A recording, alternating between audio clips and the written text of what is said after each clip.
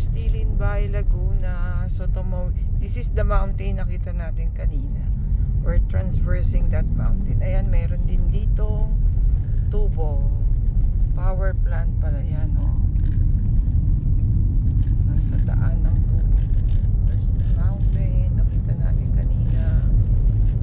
So we're inside the mountain, passing through, going to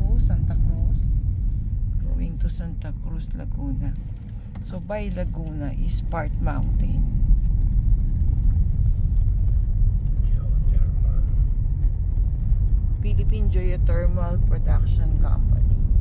So marami talagang power dito, power plant.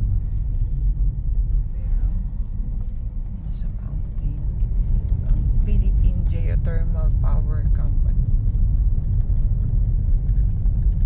Ayun, meron na namang dami talaga siyang nasa daan yung nila. Meron pa rin, no? Hindi lang pala isa yung yan, no, nagko-cross yung mga yan, nasa daan yung mga nila, Philippine Geothermal Company. Nagko-cross sa daan yung kanilang mga tubo ng power plant. There, ang dami, oh. So parang this mountain is a big power plant pala. O ayan pa, oh. Ang dami, oh. Ito nandito, ayan, oh. Zero. It's a big power plant area. Ayan pa, oh. The whole of Bay Laguna pala is ayan, oh. Dami, oh. Power, tawag siya. Tube. Tama, oh. It's all around the mountain. To power tube. Here in Bay Laguna.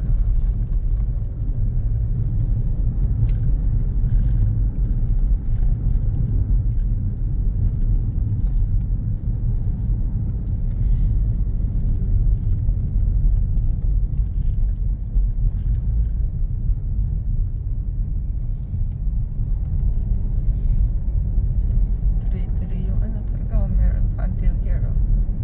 Power plant tubes. There's still a tube here. So dyan, nagta-travel ang ating power. The whole mountain is a power plant.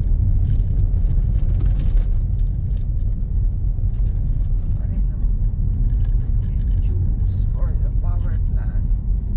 Sabihin may energy dito siguro sa mountain na to. Meron pa rin, no?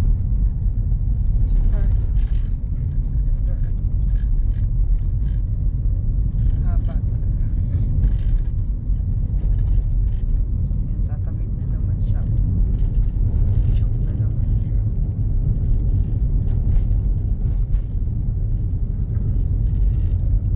Haba.